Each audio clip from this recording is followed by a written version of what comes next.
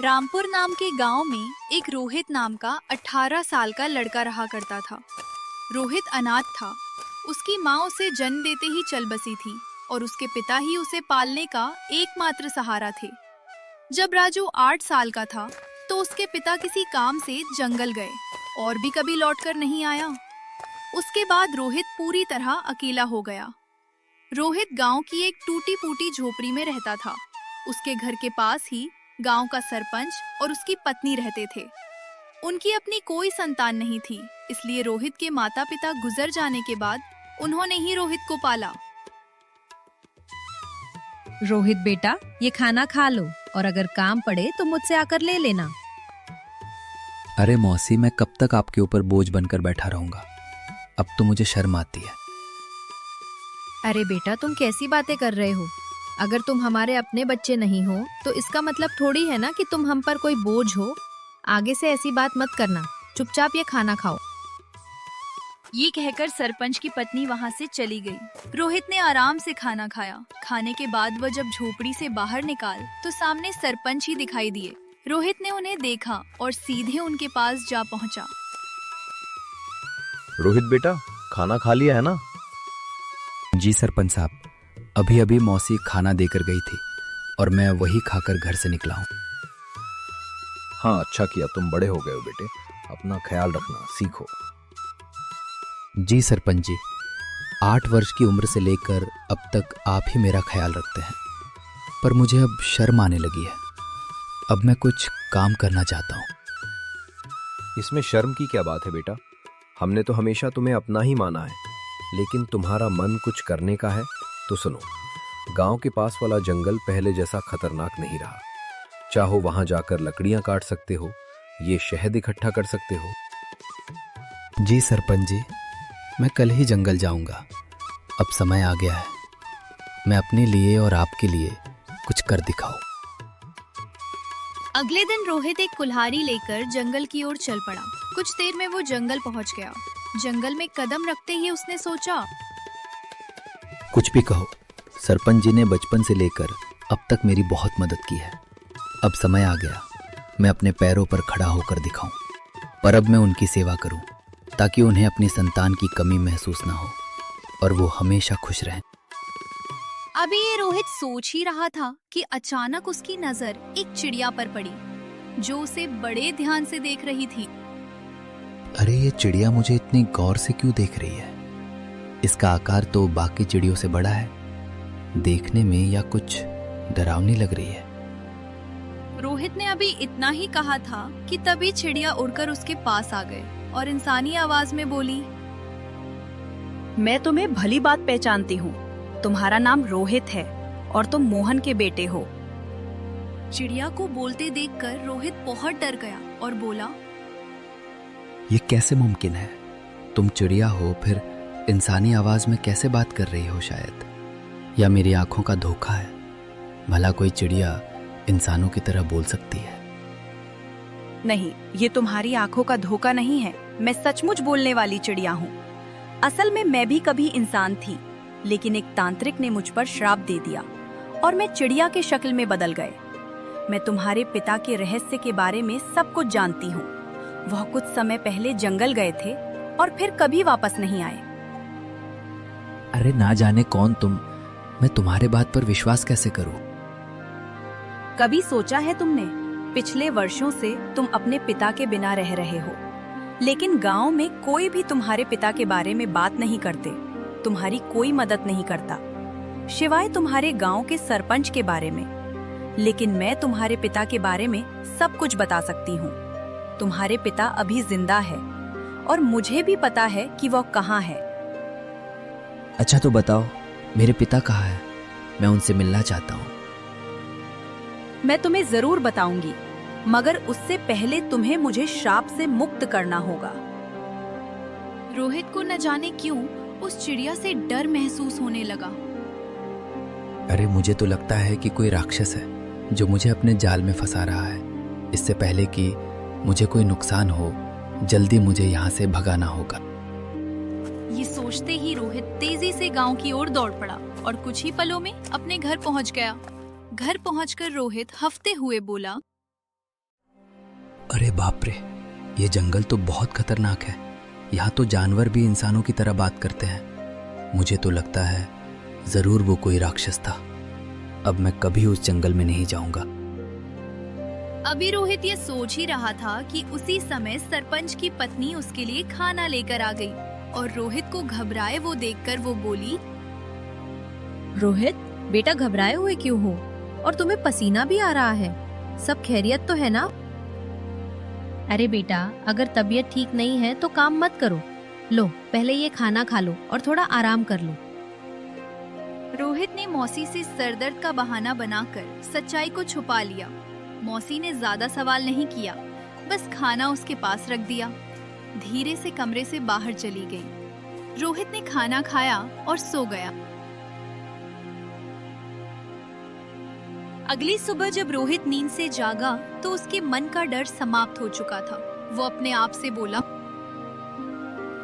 अरे शायद मैं उस दिन चिड़िया की बातें करते देखकर कुछ ज्यादा ही डर गया था। अगर लेकिन सोचूं तो उसकी बातों में सच्चाई नजर आ रही थी। वो चिड़िया मेरे पिता के बारे में जरूर कुछ जानती है। और ये भी सच है कि गांव में कोई भी मेरे पिता के बारे में बात नहीं करता। जब भी मैं सरपंच जी से अपने पिता के बारे में पूछा, उन्होंने हमेशा बात टाल दी। बस इतना ही कहा कि मेरी माँ जन्म देते ही चल बसी और मेरे पिता कई साल बाद जंगल गए थे, जो कभी वापस नहीं आए। मुझे उसे जंगल में जाना चाहिए और उसे चिड़िया को ढूंढकर अपने पिता के बारे में पूछना चाहिए। ये कहकर रोहित जंगल की ओर चल पड़ा और वो कुछ ही देर में उसी स्थान पर जा पहुंचा जहां उसे उस दिन वो चिड़िया मिली थी। वो चिड़िया वहां पहले से ही मौजूद थी और रोहित को देखते ही उड़ाते सीधा उसके पास आ गई। मुझे पता था कि तुम जरूर आओगे, क्योंकि अपने पिता मोहन की तरह ही बहादुर हो। मैं सिर्फ इसी वजह से आया हूं क्योंकि मुझे अपने पिताजी से मिलना है। तुम कह रही थी कि तुम मेरे पिता के बारे में जानती हो, तो बताओ मेरे पिताजी कहाँ हैं? मुझे उनसे मिलना है। कल मैंने कहा था कि पहले मुझे इस शाप से मुक्त करना होगा, लेकिन तुम चिंता मत करो, मैं तुम्हारी मदद करना चाहती हूँ। तुम अपना मुझे दोस्त समझो कि मैं जानती हूँ कि तुम बचपन से गरीबी से जूझ रहे हो और कभी कभी इस बात पर तुम्हें शर्म आती है। ये सुनकर रोहित उदास होकर बोला, हाँ, तुम बिल्कुल सही कह रही हो। मैं सचमुच गरीब हूं बचपन से। सरपंच जी और उनकी पत्नी ने मुझे पाला है, लेकिन अब हर वक्त उनके ऊपर बोझ रहना मुझे अच्छा नहीं लगता। मैं चाहता हूं कि अब मैं खुद कमाऊं ताकि वो दोनों चैन से बैठकर खाए और खुश रहें। अगर तुम चाहो तो मैं तुम्हें धन कमाने का रास्ता दिखा सकती हूँ। अच्छा, मगर वो कैसे? तुम मेरी मदद कैसे कर सकती हो? मैं इस जंगल के सारे रहस्य को जानती हूँ। आओ मेरे साथ चलो। ये कहकर चिड़िया उड़ चली और रोहित उसके पीछे पीछे चल पड़ा। चलते चलते चिड़िया रोहित को एक गुफा के अंदर ले गए। उस गुफा के बारे में किसी को पता नहीं था, क्योंकि ये जंगल पहले बहुत खतरनाक माना जाता था। इसीलिए लोग इस जंगल में आना पसंद नहीं करते थे। गुफा के अंदर जाते ही रोहित की नजर एक बक्से पर पड़ी। अरे इस बक्से में क्या है? मैं अभी से खोलकर देखता। जब राजू ने उस बक्से को खोला तो उसमें बेसहाब हीरे जवाहरात निकले। उन्हें देखकर रोहित हैरानी से बोला, अरे बाप रे, इस बक्से में तो ढेर सारे हीरे जवाहरात हैं। ये सब सामान किसका है? तुम पहले धनवान बनो, फिर तुम्हें बताऊंगी मैं श्राप से कैसे मुक्त हो सकती हूँ। और जब तुम मुझे इस श्राप से मुक्त कर दोगे तो मैं तुम्हें तुम्हारे पिताजी से मिलवाऊंगी। मुझे पता है कि वो कहाँ है। उस दिन का तो मुझे बेसब्री से इंतजार रहेगा। लेकिन याद रखना, मेरे बारे में किसी को कानो कान खबर नहीं होनी चाहिए। अगर किसी को पता चल गया तो तुम्हारे लिए अपने पिताजी से मिलना मुश्किल हो जाएगा। रोहित वो बक्सा लेकर अपने घर की ओर चल पड़ा। घर पहुंचकर एक तरफ रख दिया। इतने में सरपंच और उसकी पत्नी रोहित के लिए खाना लेकर आए। जब उन्होंने एक तरफ रखा बक्सा देखा तो सरपंच ने रोहित से पूछा, राजू बेटा, या बक्सा कहाँ से आया और इसमें क्या है? सरपंच के पूछने पर रोहित को कुछ समझ नहीं आया कि वो सरपंच साहब को क्या जवाब दे। इतने में सरपंच की बीवी ने बक्सा खोला और उसमें कीमती हीरे और जवाहरात देखकर बोली, राजू बेटा, तेरे पास ये इतने हीरे जवाहरात कहाँ से आए हैं? रोहित उन्हें सारा सच बता देता, लेकिन वो चिड़िया की बातें याद कर रहा था जिसने उसे शक्ति से मना किया था, इसलिए उसने कुछ और ही बता दिया। मौसी मैं जंगल में लकड़ियां काटने गया था। लकड़ियां काटते काटते मैं काफी आगे निकल गया और मुझे वहां एक गुफा दिखाई दी। जब मैं उस गुफा के अंदर गया, मुझे वहां ये बक्सा दिखाई दिया। मैंने उसे वहीं से उठाया और घर ले आया। रोहित, तुमने ये ठीक नहीं किया। हो सकते हैं ये सारे हीरे जवाहरात बादशाह के हो, कि शायद उसने उसे वहां सुरक्षित रखा था। अगर ये बात कहीं बादशाह तक पहुंच गई तो वो मुझे सख्त सजा देगा। सरपंच के मन में गहरा डर बैठ गया था। अगर ये बात किसी तरह बादशाह तक पहुंच गई तो हमें सख्त सजा देगा। इससे पहले कि बात बादशाह तक पहुंचे, किसी ने उसका सोना चुरा लिया है। तुरंत ये सोना बादशाह तक पहुंचा देना होगा। सरपंच के बातें सुनकर रोहित ने ही सोचा कि सरपंच जी को सच कैसे बताऊं कि ये हीरे और जवाहरात बादशाह के नहीं हैं। ये तो मुझे वही चिड़िया ने दिए, लेकिन अगर सरपंच साहब को चिड़िया के बारे में बता दिया तो मेरे लिए अपने पिताजी से मिलना मुश्किल हो जाएगा और मेरे लिए हीरे जवाहरात से ज्यादा अपने पिताजी से मिलना जरूरी है। रोहित के लिए हीरे जवाहरात से ज्यादा अपने पिताजी से मिलना जरूरी था, इसलिए वो सरपंच के कहने पर बादशाह हीरे और जवाहरात देने के लिए राजी हो गया। ठीक है सरपंच जी, जैसा आप कहे, हम अभी ये बक्सा बादशाह को दे आते हैं। ये कहकर रोहित बक्सा अपने सिर पर उठा लिया। फिर वो और सरपंच बादशाह की ओर चल पड़े और कुछ ही देर में वो बादशाह के दरबार में दाखिल हो गए। बादशाह के सामने बक्सा रखकर सरपंच ने कहा, बादशाह सलामत। ये लड़का मेरा पड़ोसी है। ये लकड़ियां काटने जंगल गया था और वहां उस गुफा में हीरे जवाहरात का बक्सा मिला। हमें शक हुआ कि शायद आपका ही है, इसलिए मैं फौरन आपके दरबार में ले आया हूँ। ये सब सुनकर बादशाह के दिल में लालच जाग उठा कि वो जानता था कि ये बक्सा उसका नहीं है, लेकिन इतनी कीमती हीरे जवाहरात देखकर उसके मन में ये ख्याल आया, ये हीरे जवाहरात मेरे नहीं हैं। अगर यह मेरी किस्मत मेरे पास आ ही गए हैं, मैं बेकार क्यों जाने दूं? बेहतर यही होता है कि मैं इन लोगों को इसके बदले कुछ इनाम दे देता हूं, ताकि वह खुश हो जाएं और यह खजाना मेरे पास सुरक्षित रह जाए। ये सोचकर बादशाह ने उनसे कहा, हाँ, ये बक्सा मेरा ही है। मैंने इसे वहाँ सुरक्षित किया हुआ था, लेकिन तुम दोनों ने ईमानदारी से यह संदूक मेरे दरबार में लाकर बहुत अच्छा किया है। मैं तुम्हारे सच्चाई से खुश हूँ, इसलिए तुम्हें इनाम दिया जाएगा। ये कहकर बादशाह अपने सिपाहियों से कहा, सिपाहियों, ये संदूक इनसे ले लो और खजाने में रख दो। और इन्होंने ईमानदारी का सबूत दिया है, इसलिए इन्हें मेरे खजाने से इनाम के तौर पर कुछ धन दे दिया जाए, ताकि यह खुश भी हो जाए और दूसरों के लिए एक मिसाल बने। सिपाहियों ने बादशाह के आदेश पर उनसे वो संदूक ले लिया और उसके बदले इनाम के तौर पर कुछ धन दे दिया।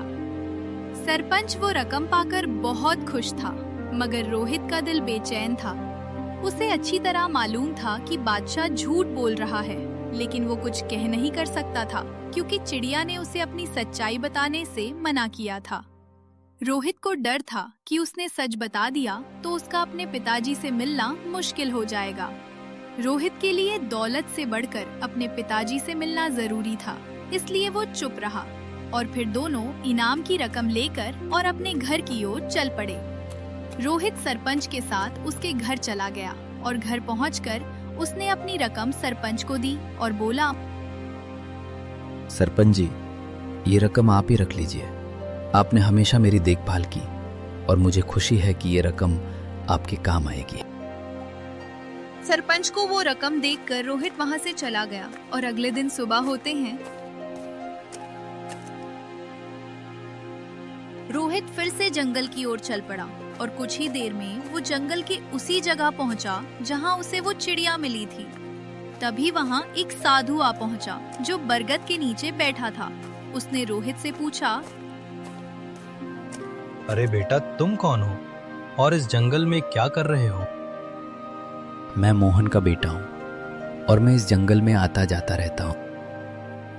ये सुनकर साधु चौंक तो गया मगर कुछ नहीं बोला और चुपचाप वहां से चला गया। साधु के जाते ही चिड़िया उड़ती हुई वहां आ पहुंची। वो साधु तुमसे क्या कह रहा था? कुछ नहीं, वो बस पूछ रहा था कि तुम कौन हो और यहाँ क्या कर रहे हो। मैंने बताया कि मैं मोहन का बेटा हूँ और यहाँ आता जाता रहता हूँ। ये साधु असल में एक धोखेबाज है।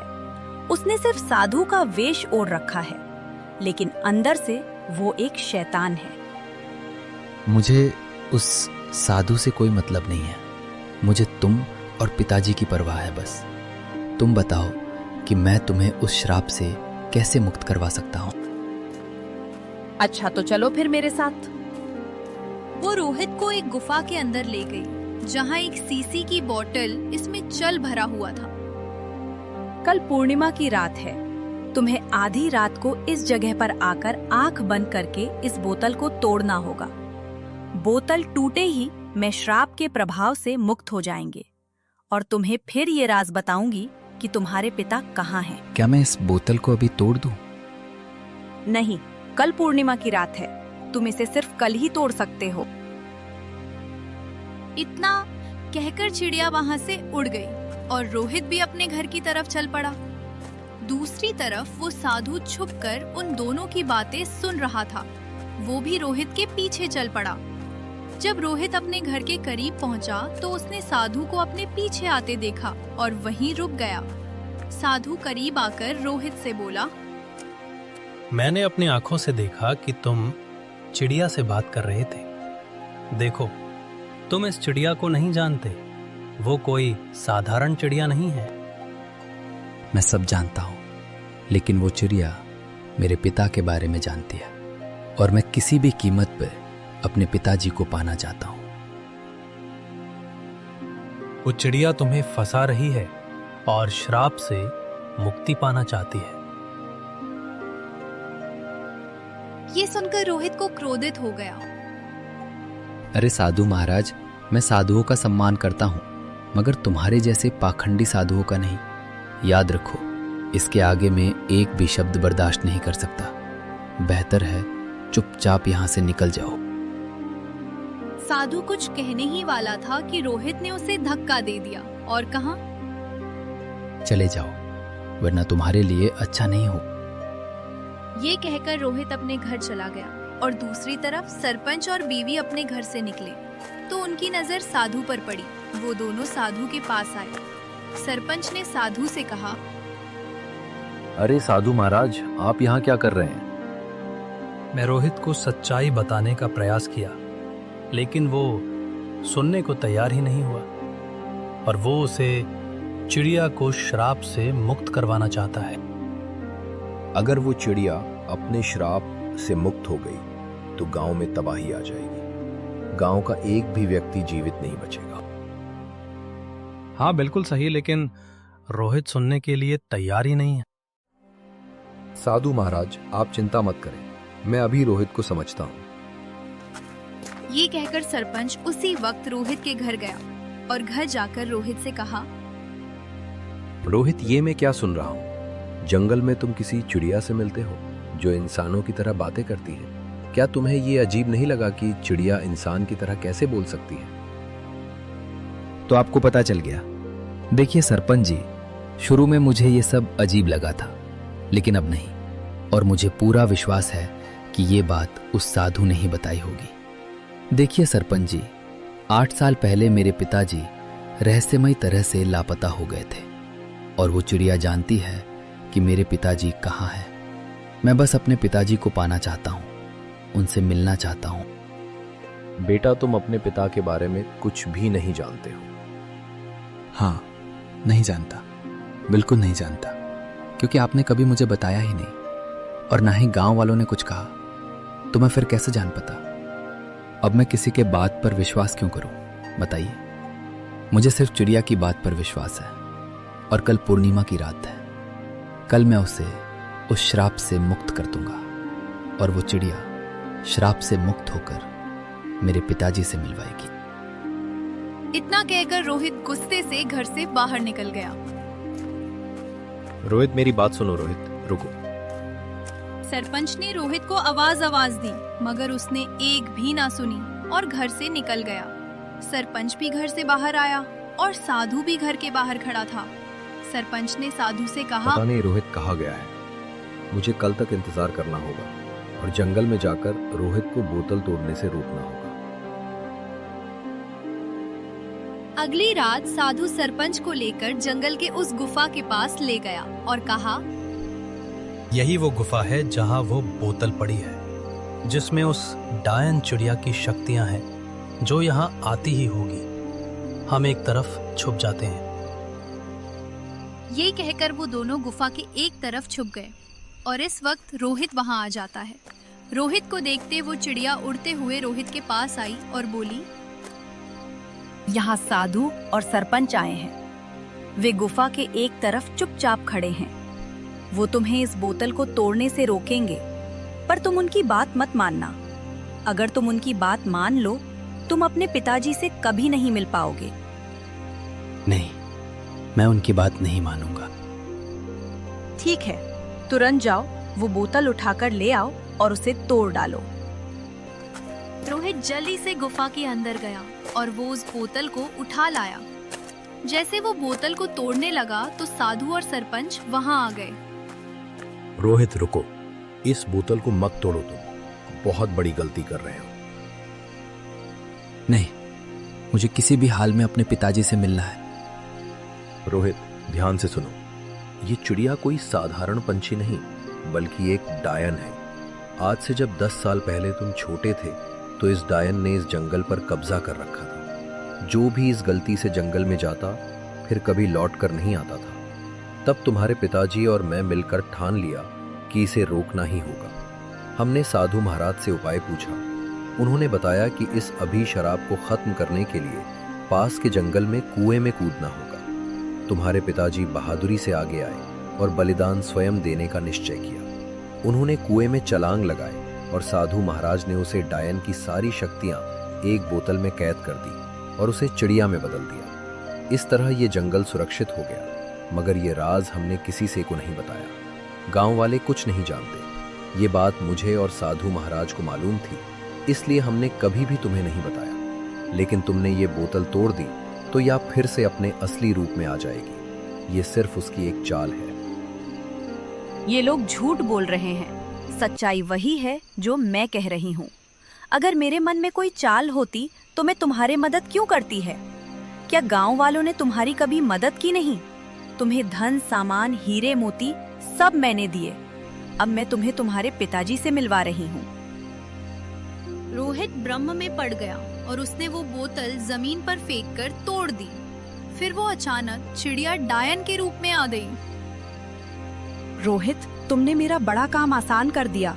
अब मैं आजाद हूँ और अब तुम सबकी शामत आ गई है। आज मैं तुम में से किसी को जिंदा नहीं छोड़ूंगी। रोहित, तुमने बहुत बड़ी गलती कर दी है। अब ये डायन हम लोगों को किसी हर हाल में जिंदा नहीं छोड़ेगी। मुझे माफ कर देना सरपंच साहब, मैं उसके बहकावे में आ गया था। अब क्या, इसका कोई हल नहीं बचा? अब बस इसका एक ही हल है, हमें तुरंत उस कुएं के पास जाना होगा। ये कहकर वे तीनों कुएं के पास भागे और वह डायन भी उनके पीछे आ गई। वहां पहुंचकर साधु ने कहा, अगर तुम इस डायन से छुटकारा पाना चाहते हो तो तुम दोनों में से किसी एक को इस कुएं में छलांग लगाकर अपनी कुर्बानी देनी होगी। साधु की बात सुनकर रोहित तुरंत बोल, ये मुसीबत मैं खुद मोल ली है, इसलिए इससे मुक्ति मैं ही दिलाऊंगा। ये कहकर रोहित ने कुएं में छलांग लगा दी और अपनी जान कुर्बान कर दी। साधु ने तुरंत डायन को फिर से चिड़िया के रूप में बदल दिया, मगर इस बार उसकी इंसानों की तरह बोलने की शक्ति भी नहीं रही। सरपंच को रोहित के जाने का बहुत दुख था, मगर वो क्या कर सकता था। इसलिए वो घर लौट आया और फिर से धीरे धीरे खुशी जीवन बिताने लगा। दोस्तों, ऐसे ही रोचक कहानी सुनाने के लिए हमारे चैनल को सब्सक्राइब करें, दोस्तों से शेयर भी करें। मिलते हैं अगली कहानी में। Bye bye.